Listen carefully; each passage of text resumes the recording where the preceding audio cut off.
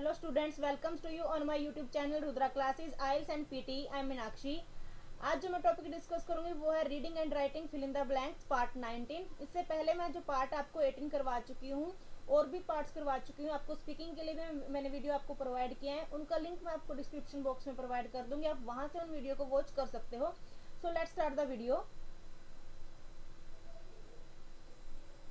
हमारा first example है all of this suggests that our relationship to our phone might not be sufficiently intellectualized। यानी कि किसके बारे में है, फोन्स के बारे में हमारा पैसेज। फर्स्ट हमने देखना है कि जो हमारा पैसेज है वो किसके रिगार्डिंग है। यहाँ पर बात आई फोन्स की। Which is why Brian Merchant's books comes as a. अब बुक की बात आई इनकी बुक्स किसके लिए आई है। Like best historians merchant and American journalist and editor of Voice Media technology. अब फोन थी तो मीडिया टेक्नोलॉजी ब्लॉग आया, मदरबोर्ड आया जो आपका एक टाइप ऑफ जिसमें डेटा स्टोर होता है। The history of the iPhone. अब यहाँ पर ऑप्शन आया आपके पास आईफोन। पहले यहाँ पर सिंपल फोन की बात हुई थी, यहाँ पर आईफोन्स की बात हुई है।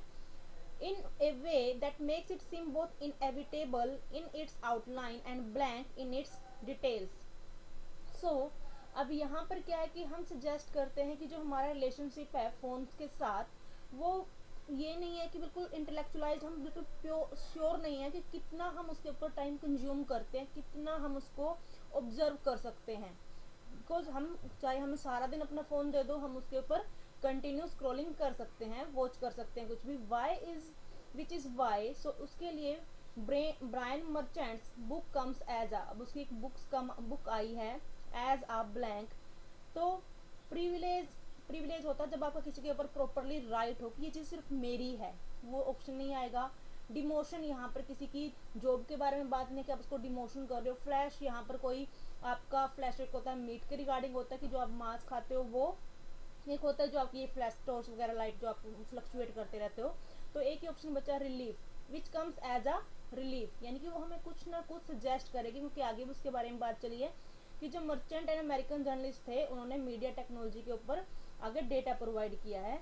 तो यहाँ पर आएगा आपका एज अ रिलीफ।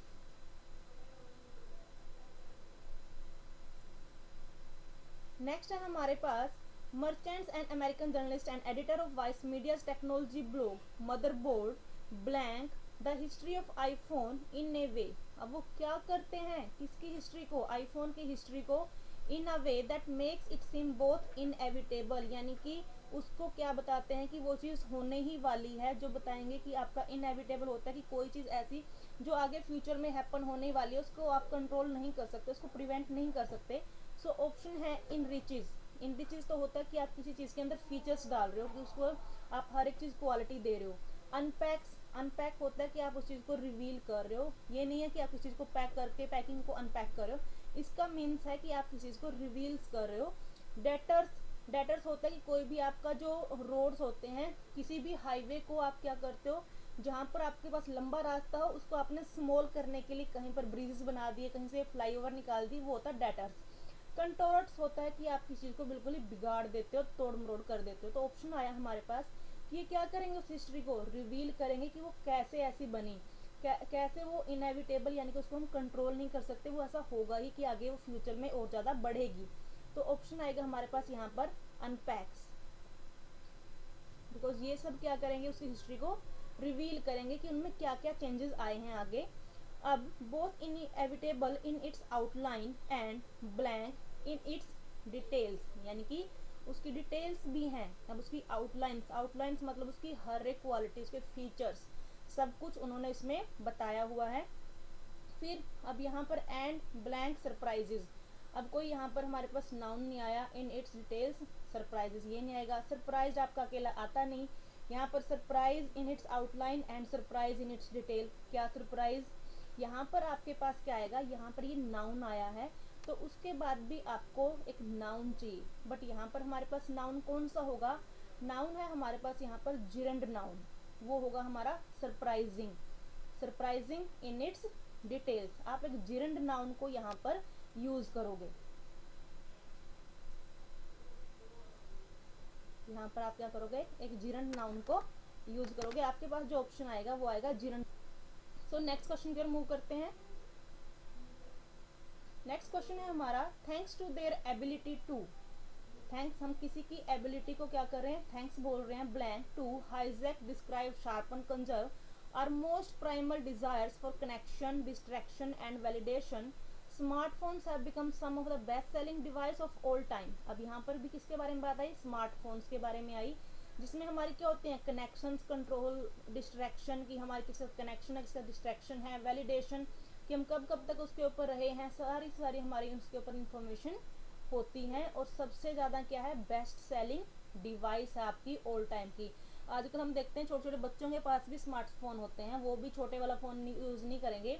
नेक्स्ट है देखो, Apple have sold more than a billion iPhone since it's launch in 2007, यानी कि अब वो बहुत ज़्यादा आगे डिमांड में है। मैंने आपको लास्ट मैसेज भी करवाया था कि आईफोन्स के रिगार्डिंग, उसमें उसकी इन्फॉर्मेशन वगैरह थी। तो यहाँ पर क्या है, thanks to their ability to blank to describe our most, describe तो वो क्या चीज़ करेगी, क्या चीज़ एक्सप्लेन करेगी। फिर है शार्पन, शार्पन की किसी चीज़ की शार्पन की बात नहीं है कि हाँ कोई हमारी एबिलिटी को शार्पन कर रही है, एबिलिटी तो हमारी वो बता रही है कि हम ये कनेक्ट होते हैं, डिस्ट्रैक्ट होते हैं। कंजर्व सेव करने वाली चीज़ नहीं है। तो एक ऑप्शन है हमारे पास फ़ोन से रिगार्डिंग हाईजैक। हाईजैक का मतलब होता है जो चीज़ कंट्रोल करती है हर एक चीज़ को। वर्ब की फर्स्ट फॉर्म मानती, लेकिन सारे ऐसे थे, लेकिन उसमें ऑप्शन देखना है हमने कि किसका जो वोकैब का मीनिंग है वो कैसा है। यहाँ पर है thanks to their ability to hijack our most primal desires, यानी कि जो हम करते हैं, हमारे जो एम है, कनेक्शन करते हैं, डिस्ट्रैक्शन करते हैं, ये सब कुछ को कंट्रोल करता है कौन, स्मार्टफोन। एप्पल ने बहुत ज़्यादा फ़ोन सेल्स किए हैं। उसके बाद by one estimate we spend an average of almost 5 hours a day, यानी कि हम क्या करते हैं, स्पेंड करते हैं average of almost 5 hours a day blank at their little screens. अब क्या करते हैं हम स्क्रीन के ऊपर, वॉचिंग, देखना हो गया, वैगलिंग, वैगलिंग मतलब होता है कि जब आप कभी भी इधर अपने घर में इधर से उधर ऐसे ही घूम फिर रहे हो, वो होता है आपका वैगलिंग। स्नोरिंग, स्नोरिंग होता है जब आप खराटे लेते हो। स्टेयरिंग होता है कि जब आप कोई भी चीज़ को ऐसे टिक टिक देखते रहते हो, कंटिन्यू आगे वॉच करते रहते हो। अब यहाँ पर आपके पास दो ऑप्शन है, watching and steering. A day watching eight there little screens, आप सिर्फ अपनी स्क्रीन पर एक वॉचिंग नहीं देखते, वॉचिंग आप बोलते हो कि मैं ये मूवी वॉच कर रहा हूँ, मैंने ये चीज़ देखी थी, लेकिन आप फ़ोन पर क्या करते हो, सारा दिन स्क्रॉलिंग भी करते हो, कोई भी आपके पास कुछ चीज़ आ जाए आप उसको देखते रहते हो। तो यहाँ पर ऑप्शन आएगा हमारे पास स्टेयरिंग, यानी कि hours a day staring at their screen, चाहे अच्छा है चाहे बुरा है, बट आप उसको आगे देखते रहते हो एट देयर स्क्रीन।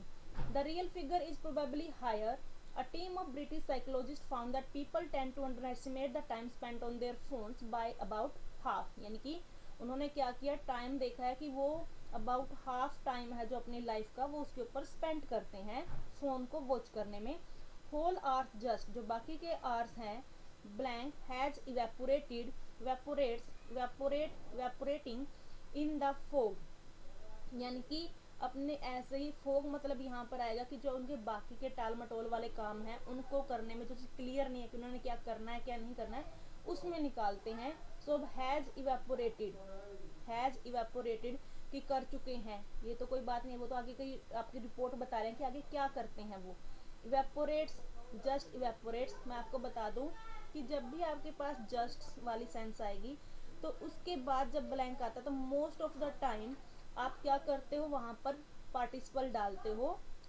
आप यहाँ पर कौन सा पार्टिसिपल है या फिर जिरंट पार्टिसिपल है जिसके बाद ing लगता है, तो ये हमारे पास एक क्लियर ऑप्शन है इवेपोरेटिंग इन द फोग, जो उसमें अभी कर रहे हैं, जस्ट इवेपोरेटिंग। नेक्स्ट और लास्ट क्वेश्चन की ओर मूव करते हैं। नेक्स्ट क्वेश्चन है disadvantage in early childhood poses multiple risk to children development, यानी कि बहुत सारे चिल्ड्रन की डिसएडवांटेज के बारे में बात है कि जो उनकी अर्ली चाइल्डहुड में होता है। Fact of such as low socio economic status, long term unemployment of parents and social isolation, यानी कि जो डिसएडवांटेज होंगी वो कौन कौन सी होंगी, सोशियो इकोनॉमिक स्टेटस होगा यानी कि उनकी जो आर्थिक स्थिति होगी वो, long term unemployment of parents यानी कि अगर उनके पेरेंट्स जॉब नहीं करते, एंड सोशल आइसोलेशन यानी कि उनके जो पेरेंट्स हैं वो अलग हो गए हैं। May have lasting blank impressions, impacts, affects, variations on a child's chance of reaching their full potential, यानी कि उनका लास्टिंग क्या होगा, किसी चिल्ड्रन को आगे बढ़ने से रोकने में।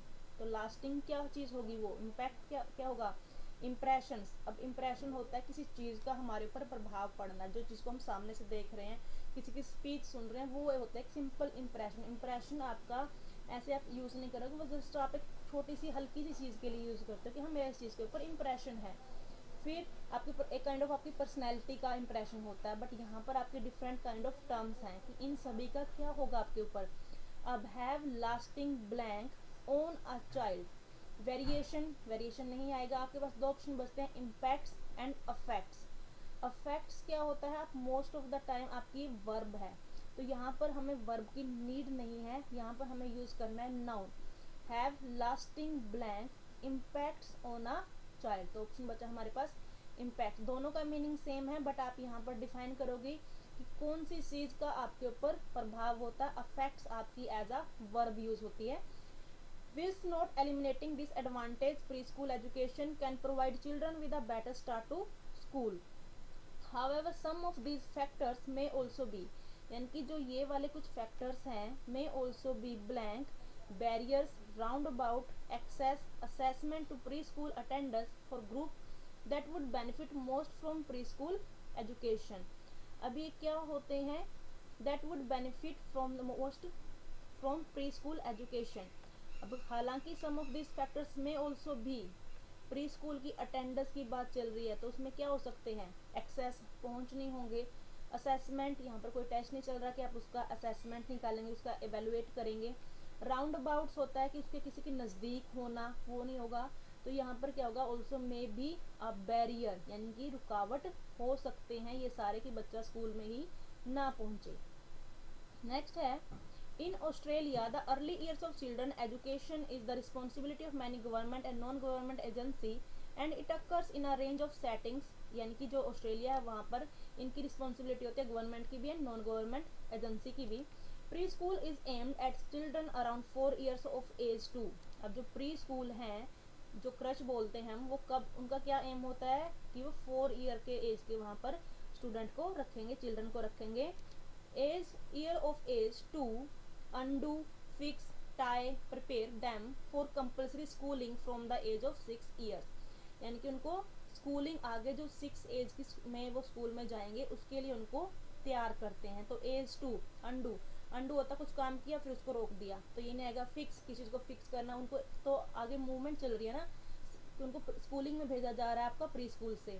तो टाई होता कि बांधना, वो भी नहीं आएगा, तो यहाँ पर क्या आएगा, वो प्रिपेयर करेंगे उनको स्कूल के लिए। एक ही ऑप्शन है clear, prepare them to the schooling.